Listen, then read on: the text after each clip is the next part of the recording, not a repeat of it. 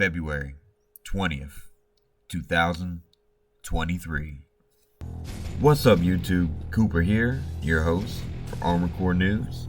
Now today, I wanted to bring attention to a mechanic that was first started in Dark Souls 1, the critical hits mechanic, or more known in Dark Souls 1, the riposte or the parry, or the backstab or lag stabs, if you remember fondly. Now, and to the further extent of this conversation, I want to go into the extent of dealing death strikes, like what we've seen in Bloodborne, to where they had their own specific animation and critical damage rates with more in tone to what Bloodborne's finisher moves were. Now, the video in the background will be a compilation of different types of critical blows in FromSoft's latest title, Elden Ring. See, in Armored Core 5 and Verdict Day, there were definitely a way to lower your enemy's defenses for a brief time in order to get some critical damage going. Though, it was definitely not optimal or even really viable in a team-based scenario to center your mech build around unstabilizing another mech. And see, how it works is, mechs have stability ratings based on the parts that they have equipped. Usually, the heavier parts are going to have more stability than the light parts.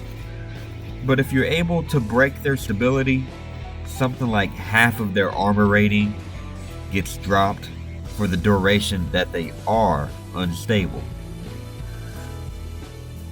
So, weapons that have good impact force, or that are good for dealing stability damage, are shotguns and pistols, let's say sniper rifles too. They have a really high impact, and that impact actually leaves a lot of mechs unstable and lowers their defensive capabilities, so that potentially you could run up on somebody with a shotgun in one hand and a pulse machine gun in one hand, and you use your shotgun to make their armor unstable, and you let the machine gun just shred right through them. Now, the critical hits in Sekiro, Bloodborne, there were little red dots that appeared when an enemy is unable or is unstable, and it allows you to use a finishing move per se. Now let's take what we know about FromSoft's latest take on crits, and imagine if you're able to, you're in a mech battle, and imagine you're able to shoot down a mech or lower its stability, and you got it way off guard and staggered potentially, and you could come up to the mech and then have a unique death blow or critical hit animation akin to what Elden Ring and Bloodborne had. Like, it could be just nothing's hands off. It could be very amazing what they could do with finishing moves in Armored Core 6.